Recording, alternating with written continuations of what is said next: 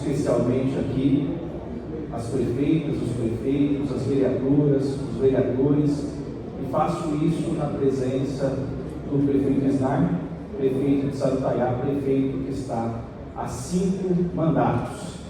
Então, quando eu falo com ele, eu sempre digo que estar 5 vezes na condição de prefeito, ser eleito por 5 eleições, além de ser um vencedor, é um sobrevivente, né?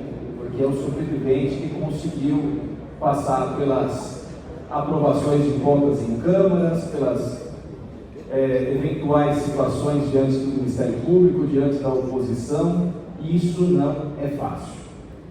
Eu trago a minha reflexão, eu sei que muito foi dito de coisas importantes aqui, mas eu trago a minha reflexão com o meu jeito polêmico de sempre, né? Trazendo o seguinte: eu recentemente fui convidado para dar uma palestra sobre questões controvertidas no registro de candidatura. E eu falei, bom, eu me lembrei do meu mestrado há 12 anos atrás, em que eu começava a estudar a lei da ficha limpa. E falei nesse evento o seguinte: faz 14 anos que a lei da ficha limpa está vigente. Em 14 anos nós temos questões controvertidas. Não existe um advogado, um membro do Ministério Público, um juiz eleitoral nesse país que tem certeza sobre a aplicação da lei da ficha limpa nas eleições de 2024.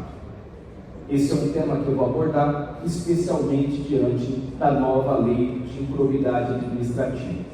Pessoas que estavam inelegíveis em 2020 não estão inelegíveis em 2024 por conta daquela questão da imputação de débito, ou seja, de devolução de recursos públicos. Mas esse é um assunto que eu vou tratar um pouquinho mais para frente, porque agora eu falo principalmente para quem é candidato à reeleição, prefeitas e prefeitos indo para a reeleição. O marketing político, e nós teremos daqui a pouco um painel sobre marketing político. O marketing político nos ensina que a eleição mais difícil é a eleição da recondução. Ou seja, a eleição mais difícil é a reeleição. Tem gente que tem aquela ilusão que mais difícil é ganhar uma eleição, mais difícil é ser reeleito. Por que é mais difícil? Porque na eleição o sujeito é novidade.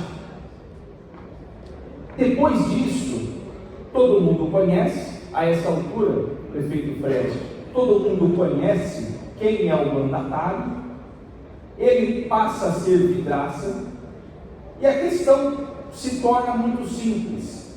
A prefeita ou o prefeito está indo bem, merece uma segunda chance, uma segunda oportunidade, ou não merece uma segunda chance, uma segunda oportunidade. É simples assim. E aí que reside a dificuldade. E eu não poderia vir a um congresso da PM falar para prefeitos sem fazer um aviso, algo que eu sempre tenho dito ao longo da minha trajetória no direito eleitoral. Quando eu comecei, não tinha nem barba branca ainda, mas o que eu vejo? Entra eleição, sai eleição, entra ano, sai ano. Existe uma sedução do cargo de prefeita e do cargo de prefeito. Eu acho que todos que estão aqui me ouvindo sabem disso. Não como exemplo particular, pessoal, mas tem algum prefeito conhecido, algum vizinho do município, alguma coisa nesse sentido, que se deixou seduzir pelo cargo.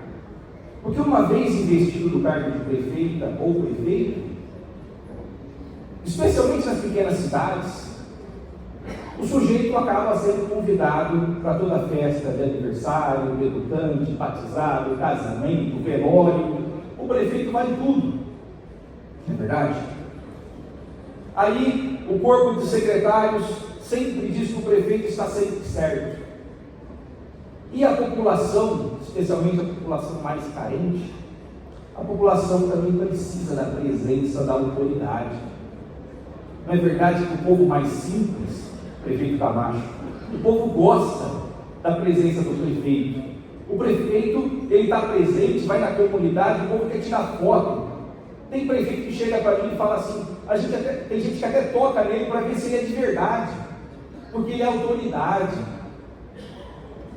Só que daí eu digo, gente, se essa caneta fosse o prefeito, o povo ia jogar a caneta para frente e bater palma igual, porque é o diálogo do cargo. E quem tem a cabeça um pouco mais fraca se leva pelo cargo e não pela posição que é transitória, porque a única certeza é o começo do mandato e o fim do mandato, se não for cassado pela Câmara, etc. Nem vou entrar nesse assunto, mas tem uma data final. E é esse o meio de caminho para quem está indo para a reeleição que é tão perigoso. Eu falei na Rede Globo e em outros canais, inclusive até para a imprensa chinesa, claro em inglês, não foi em mandarim, dizendo o seguinte, no ano passado: com o comportamento que o ex-presidente estava tendo próximo das eleições, se ele fosse o prefeito, ele com certeza teria o mandato cassado. Eu fui muito criticado, falei isso na Rede Globo, todos sabem que eu sou comentarista da Jovem Pan também. E daí, o pessoal falou, imagina, o Flávio até voltou nesse assunto, trouxe esse assunto, imagina, acha que um presidente da República vai perder o mandato e vai se tornar inelegível? E eu não vou entrar aqui se acertada a decisão, se não, se gosta de Bolsonaro, se não gosta de Bolsonaro, isso não está em jogo. O que está em jogo é o seguinte: a legislação posta, o assunto do abuso de poder político está na ordem do dia. Um ex-presidente se tornou inelegível por conta de abuso de poder político. Isso é muito claro. Então o que nós temos que fazer antes de, eu concordo, eu não concordo, eu gosto, eu não gosto? Jogar com a regra do jogo posta. E a regra do jogo posta é que prefeitos e prefeitas que incorrerem no abuso de poder político, inevitavelmente terão seus mandatos cassados, ou, caso não vençam as eleições, se tornarão inelegíveis. Esse é o ponto central que nós temos para debater. Isso é muito importante, porque agora nós estamos num momento de realizações. Tem prefeito que foi obrigado a pintar a cidade de novo, porque pintou a cidade com as suas cores, perdeu o mandato e teve que pintar a cidade de novo. Condutas vedadas aos agentes públicos. Quem tem alguma dúvida? Artigo 73 ao 77 da Lei Eleitoral. As condutas vedadas, elas estão muito colocadas. E daí tem gente que utiliza-se da secretaria, do assessor político, de tudo mais, para fazer propaganda. Então o sujeito, sei lá, é secretário de transportes. Está trabalhando como secretário de transportes? Não, está na rede social fazendo postagem, está no WhatsApp pedindo voto, em horário de trabalho. Em 2018, no Tratado de Direito Eleitoral em homenagem ao ministro Fux, eu escrevi um artigo sobre isso, dizendo: chegaremos no dia que prefeitos perderão os mandatos por esta razão. Então a minha fala é uma fala de aconselhamento. O marketing tem todas as ideias criativas e assim tem que ser. E nós teremos a palestra, por exemplo, do Juliano, que já está aqui, falando das ideias que são brilhantes do ponto de vista do marketing.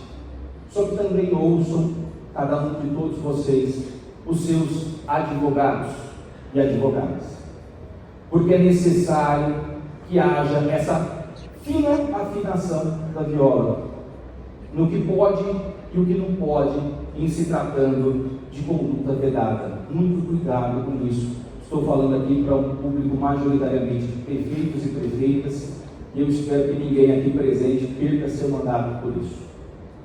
Outro ponto, e já encerrando, tratado no começo da minha fala, questão da improbidade administrativa. nós não temos certeza. Ninguém tem certeza. Primeira situação que foi trazida no estado de São Paulo, do hoje deputado Átila Jacomussi, eu fui, inclusive, advogado naquela situação, tinha contas reprovadas em Câmara naquela cidade de Mauá, sem imputação de débito. O TRE de São Paulo, na composição da eleição de 2022, entendeu que, não havendo imputação de débito, ele estaria elegível. Esse será o entendimento a ser mantido? Eu espero que sim, pois coerente. Mas tem uma diferença. Todo o TRE já mudou. Todo mundo que julgou em 2022 não julgará em 2024. O mesmo serve para o TSE.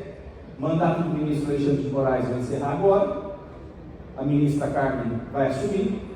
E outros ministros decidirão a respeito de questões envolvendo condições de elegibilidade e hipóteses de inelegibilidade. Então, esse assunto ainda é muito tênue. Houve imputação de débito? O sujeito está elegível? Não está elegível? Eu entendo, pessoalmente, que está elegível quando não há imputação, quando ele não tem que dispor do próprio patrimônio para pagar, devolver dinheiro público. Ou seja, tem uma multa que fala ressarcir os cofres públicos devido a ato doloso de improbidade administrativa. Essa é uma das questões. Nós temos questões também, como aconteceu com o ex-deputado Deltan, que se afastou no curso do processo e sai do serviço público e se torna inelegível por conta dessa questão. São muitos assuntos. Nós temos uma mesa, não quero ultrapassar tanto assim, presidente Fred, mas eu entendo que nós teremos uma eleição especialmente judicializada, muito mais do que a experiência de 2016 e 2020. Em 2016, não tinha propaganda na internet. Em 2016, gente, não tinha impulsionamento em redes sociais. Parece que eu estou falando de coisas de 30 anos atrás. Se bem que em 2012, no meu escritório, o Dr. Silvio se lembra bem, a gente recebia as intimações por fax. 2012. 2024. A rede social, ela comanda as eleições. A praça pública, o negócio do sujeito de casa em casa, é importante ainda, com certeza. Mas perder as redes sociais significa perder as eleições. Eu agradeço demais por esse tempo. Eu recomendo, para quem tiver interesse, o meu livro de Direito Eleitoral, que basta procurar aí no Google que acha esse livro, está atualizado, livro de Direito Eleitoral, com o prefácio do ministro André Ramos Tavares. E, mais uma vez, prefeito Fred, muito obrigado pelo convite. E parabéns por trazer o direito eleitoral, esse assunto tão cativante para a gente, aqui para esse debate. E aqui mostra o interesse, né? Todo mundo, uma hora dessa, assistindo palestra de direito eleitoral é porque gosta do assunto mesmo. Muito obrigado.